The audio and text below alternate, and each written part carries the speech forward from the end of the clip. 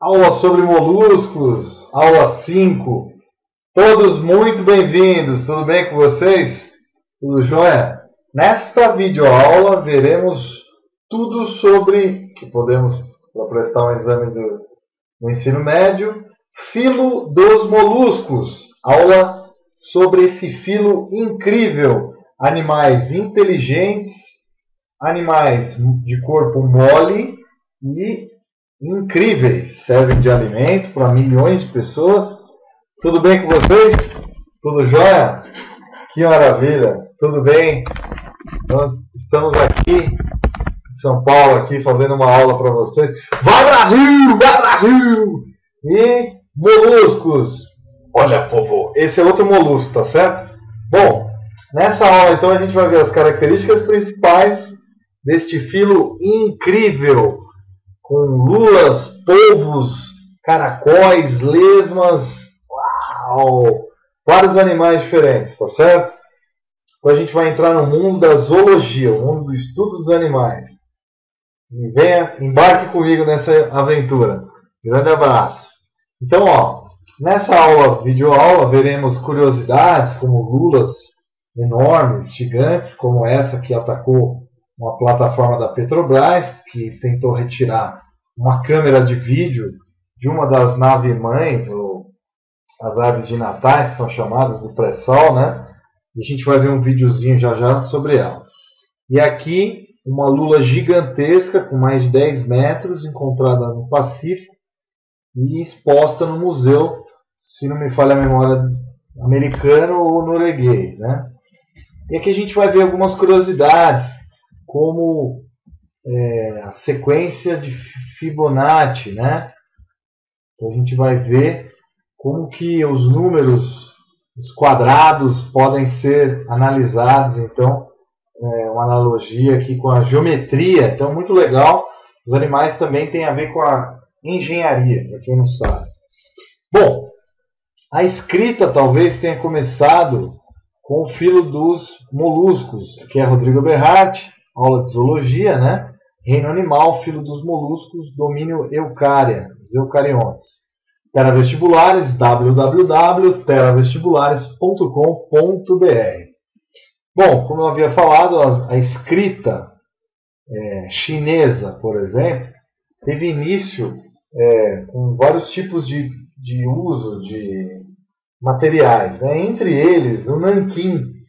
O nanquim é retirado de uma bolsa de tinta que esses animais emitem quando eles ficam estressados. Eles emitem uma nuvem de tinta na água e correm com jato propulsão, que eles têm uma bolsa, um sifão que expulsa a água e manda eles como se fosse um caça-jato embaixo d'água. Então é muito legal, né? Então a escrita que vocês viam naqueles papeizinhos, aquelas escritas chinesas, japonesas, eles já usavam as lulas e polvos, tiravam uma bolsa de tinta que tem lá dentro e com pena escreviam então aqueles livros com papel enroladinho, tipo o papiro que tinha na China, né?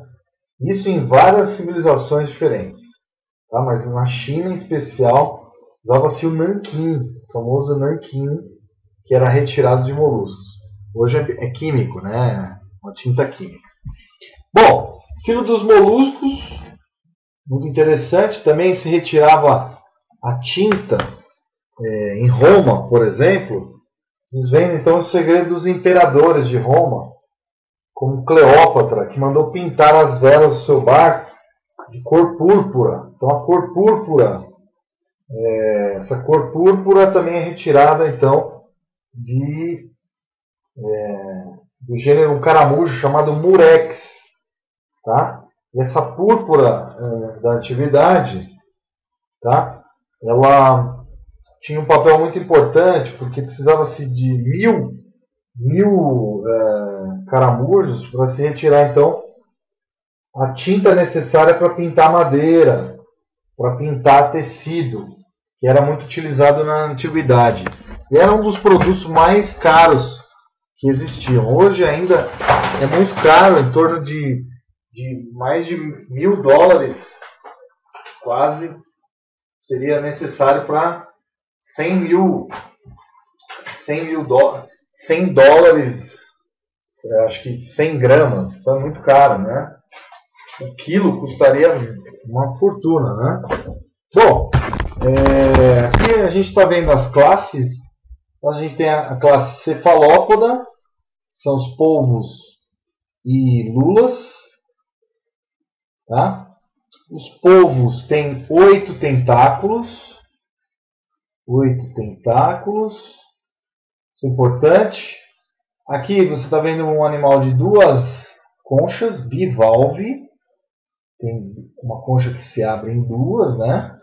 Tá? Fica assim, né? A famosa conchinha, né?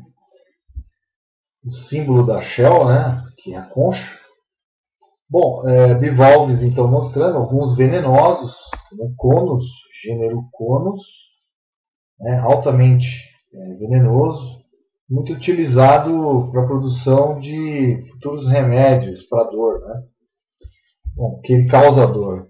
Bom, o gastrópode são pés na barriga, nas vísceras, a gente pode dizer, né? Gastrópode. Cefalópode, pés na cabeça. Pés na cabeça. Aqui quer dizer pés na barriga, no ventre. Aqui uma lula gigante, né? Um cefalópode. Aqui é extremamente agressiva no Mar do Pacífico. Uma lula em posição de ataque, com várias... Ela tem tentáculos que tem ganchos que podem machucar muito violentamente. Brava, ó, com o olho com visão colorida. Animal com bioluminescência também, ele fica nervoso e com estresse ele elimina. Tem cromóforos, tá? Estruturas que criam luz. Então, incrível essas cromóforos, essas células. Bom, aqui uma lula gigantesca com mais de 10 metros, mostrando seus tentáculos principais enormes. Aqui, para você ter uma ideia, caberia 2 carros aqui, ó, um carro aqui e um carro aqui, gigante, que vivem no Mar do Pacífico. Bom, a lula de Humboldt, extremamente agressiva, ataca mergulhadores da Discovery Channel, da National Geographic, e pescadores também. Os vikings já relatavam no Mar do Norte tipo de lula, mas não era de Humboldt, outro tipo de lula do norte da Europa. Bom, aqui a gente vê essa especialização. Quer dizer que essa lula, ela quer dizer assim, eu sou perigosa, também tenho veneno e sou agressiva. Essas cores delimitam isso. E o uso de cores também para atrair a fêmea. Os animais têm mimetismo, muito incrível. Esses cromatóforos, eles imitam o ambiente, então esses animais conseguem praticamente virarem espelhos com cristais que tem dentro, e eles imitam o ambiente natural. Fantástico. São das coisas mais legais de biologia, né, pessoal? Como esses seres vivos incríveis conseguem imitar a natureza, que é fantástico, né? Então, tanto a camuflagem como o mimetismo de imitar o ambiente são coisas espetaculares que os polvos e lulas fazem com grande habilidade, principalmente os polvos, tá? A diferença do polvo e a lula... A primeira diferença é que a lula tem 10 ou mais tentáculos, normalmente 10. E os polvos têm o gênero Octopus, que quer dizer 8 tentáculos, né? 8 tentáculos. Alguns desses tentáculos têm ventosas que sugam o ar, diferente das lulas, né? Também tem ventosas, mas são diferentes. Bom, nas lulas podem ainda ter ganchos, tá? Que vão rasgar o animal. Peixes, tubarões, propriamente até baleias eles tentam predar. Um dos maiores predadores dos mares. Tem corpo mole, né? Aqui um caramujo terrestre, mas que vive em água doce, certo? Aqui um monoplacófora.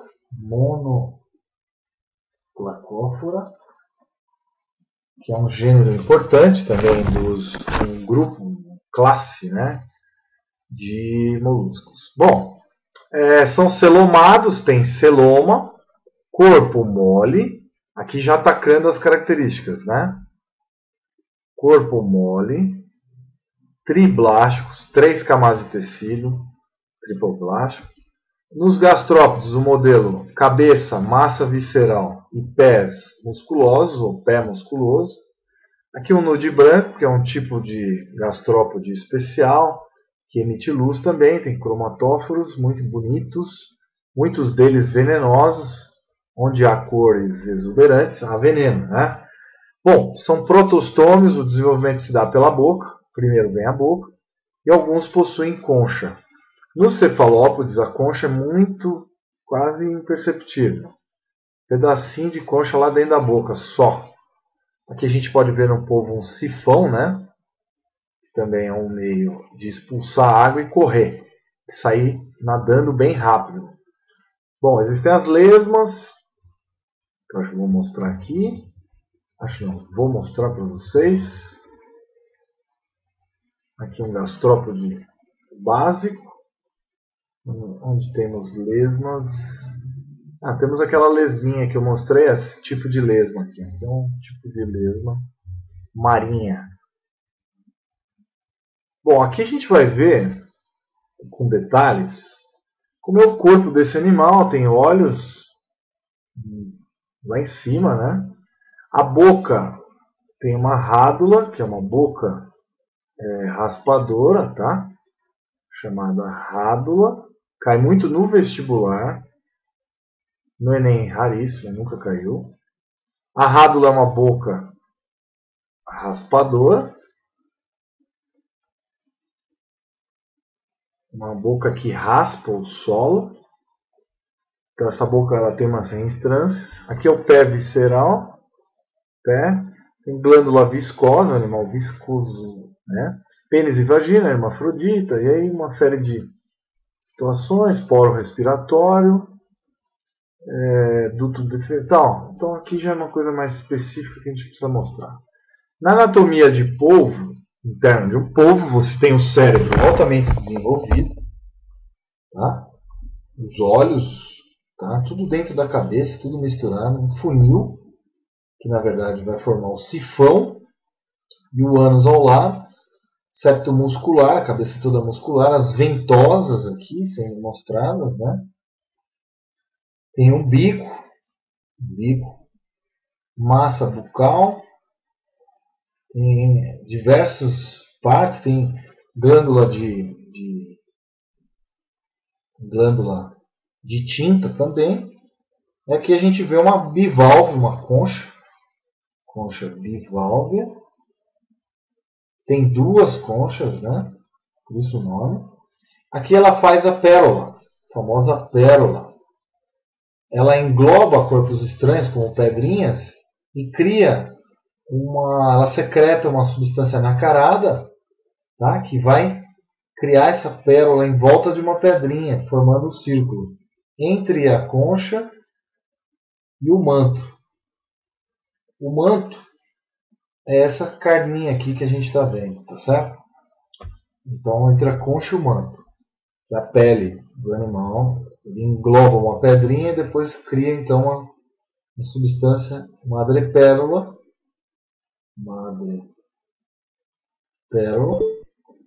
tá?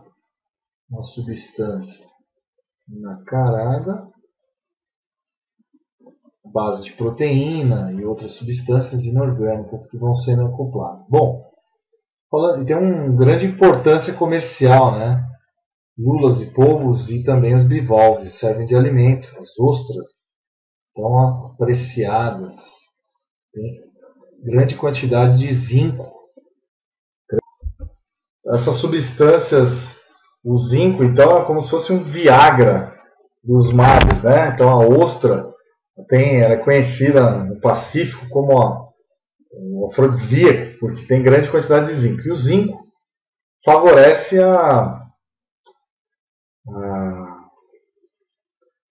ajuda, né, a ficar grande, né? Tá certo? Bom, Bom, o pênis não é cópula. Até perdi a graça aqui, mas tudo bem. Pessoa dá no couro direitinho, tá certo? Bom, o zinco, então, é extremamente importante para o ato sexual, para a ereção peniana, vamos dizer assim.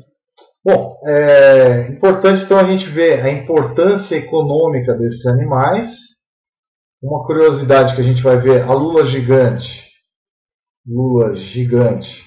Ela pode se encontrar partes dela dentro de baleias jubarte e outras, né, outras baleias. E aí, a parte de dentro da boca, que tem uma conchinha, ela vai formar o fixador do Chanel número 5, que é retirado das baleias. Então, um grande impacto ambiental. As lulas então, têm também cromatóforos, que vão criar luz com uma alta capacidade de geração de ATP e tem importância sexual, comportamento desses animais, tá? Outra parte importante da aula de hoje que a gente viu é que os moluscos têm corpo mole, tem carne mole, né? Músculo, normalmente são musculosos. Os polvos são altamente inteligentes, conseguem ter grande memorização. Tinha o Paul, né? Que era o polvo lá da Alemanha, na Copa de 2006. O Paul, que dizem que acertou todos os jogos da Copa. Então são animais que, em labirintos, em testes de labirinto, conseguem lembrar onde eles não devem ir se eles tomarem choque, por exemplo. Fizeram vários experimentos nos Estados Unidos, na Europa, no Japão, e constataram que o animal tem uma memória muito grande. Não só a memória, são animais inteligentes, atacam em bando, em grupo, e conseguem ser grandes predadores. São predadores do mar. Agora, falando da parte interdisciplinar aqui, existe um gênero, um tipo de molusco, que é o Nautilus. Gênero Nautilus. Esse tipo de Nautilus é um animal que é curvado, a concha dele é curvada, né? E o quadrado formado por uma curva que vai seguir em volta da sua concha, ela vai formar então quadrados de arestas, de lados, né, melhor dizendo, que formam a sequência de Fibonacci, que também está presente, por exemplo, quando uma folha se enrola, né? Tem lá sequência de Fibonacci. O que seria isso? Quadrados formados por essa curva têm lados iguais e vão tendo uma sequência de números primos, né? Números da sequência própria de Fibonacci, que nem sempre são primos. Então, esses números incríveis da natureza, mostrando então quadrados incríveis, são estudados pelos engenheiros para melhorar estruturas de pontes, estruturas de obras arquitetônicas, como construção civil, etc. E possivelmente vão ajudar o homem para desvendar o espaço com melhores materiais e tudo mais. Então é muito legal. Outras partes importantes, muitas substâncias retiradas dos moluscos, tem substâncias anti-inflamatórias, anticancerígenas, podem ser usados até também contra o câncer, contra o HIV também, no combate do HIV. E um dos maiores mistérios dos biólogos marinhos é descobrir e filmar as lulas gigantes que vivem tanto no Mar do Norte como em outros lugares do mundo, no Pacífico. Existem lendas dos vikings, como eu já havia falado, de lulas que engoliam os navios, que tentavam agarrar as velas do navio, os remos, né? Então, já pensaram numa lula gigante? Bom, a gente vai ver uma agora.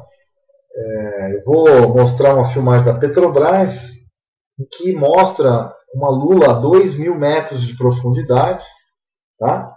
Atacando uma câmera de uma das peças principais do poço do pressão. De um dos poços do pressão. Acredito que deve ser o poço de Lula, né? Pode ser também o poço lá, Lula, tem um nome, né? Mas essa lula é o molusco mesmo, tá certo? Não é o lula que a gente conhece. Bom, voltando aqui, brincadeiras à parte, A gente vai ver agora, então, uma lula gigante, um ataque de uma lula gigante, na aula número 5. Olha lá, pessoal. Essa lula que vocês estão vendo aqui do nosso lado, olha lá. E ela tem um sifão que tenta expulsar a água. Esqueci de falar mais profundamente.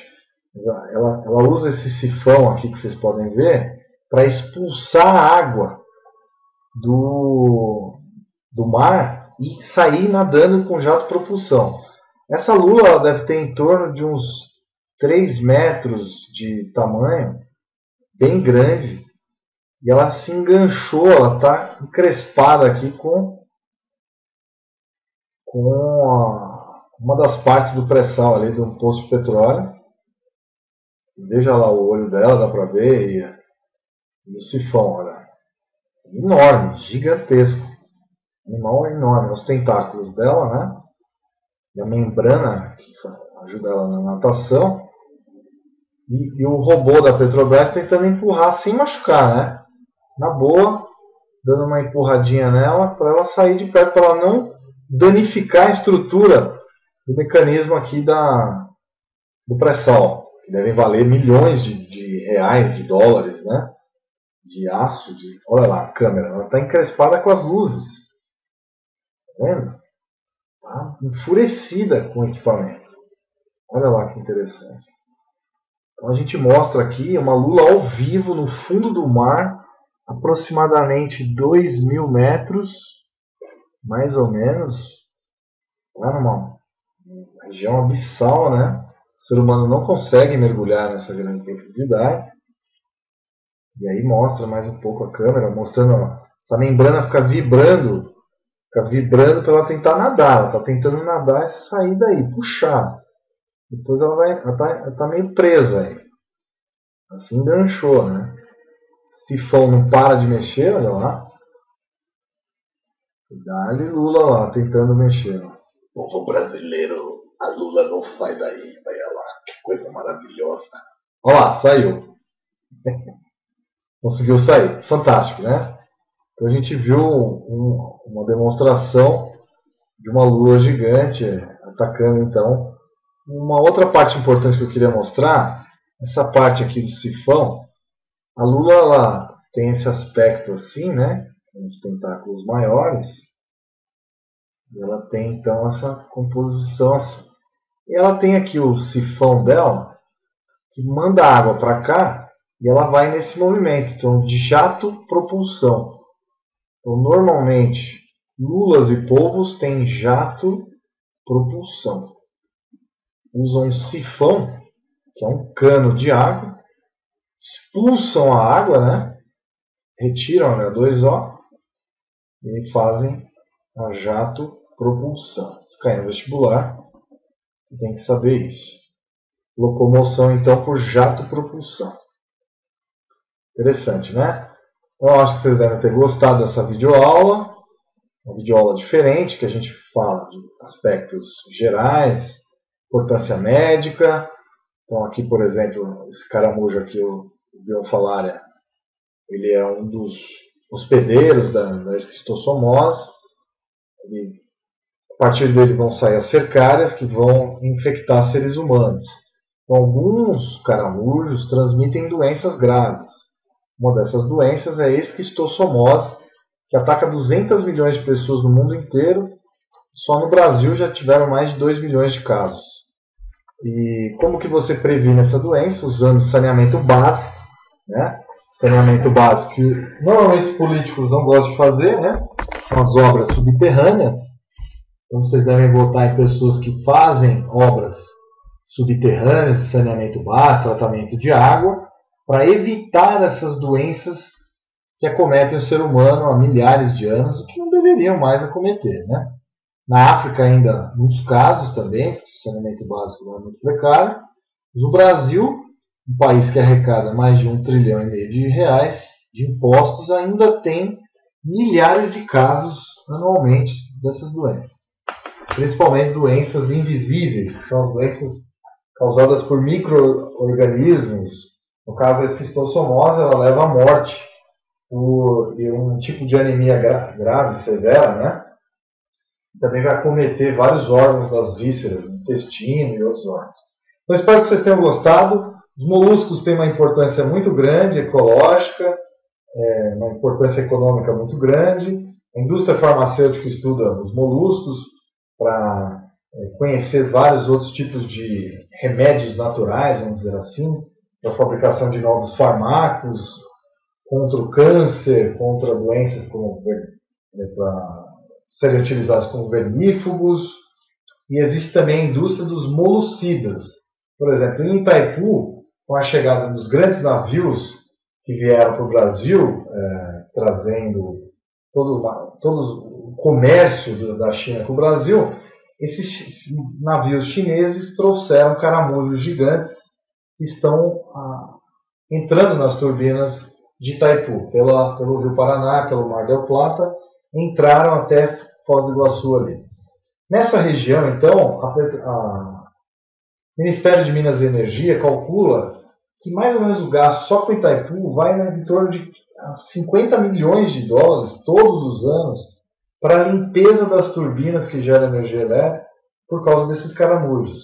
Estão infectando vários outros países da África, países da Austrália, da Oceania, melhor dizendo, outros países do sudeste da Ásia, né? Próprio nos Estados Unidos também já ocorreram problemas com caramujos, que são gastrópodes, normalmente vieram de rios e contaminam os navios que são levados para o mundo inteiro. O comércio global, então, ele também globaliza espécies exóticas de outros países, de outros continentes, que podem não ter os predadores aqui, por exemplo, no caso do Brasil. E podem virar uma praga. Essas pragas custam caro. O aguapé também, que é um tipo de planta que cresce em lagos e mares rasos, né? Também foi um problema muito grave nos Estados Unidos e no Brasil já está também ocorrendo. Então a gente tem que tomar muito cuidado com as doenças exóticas ou espécies exóticas. Isso cai muito no Enem, na FUVEST, Unifesp, Unesp e Unicamp. Então fiquem ligados, um grande abraço, até as próximas aulas. Tchau, tchau. Estudem bastante.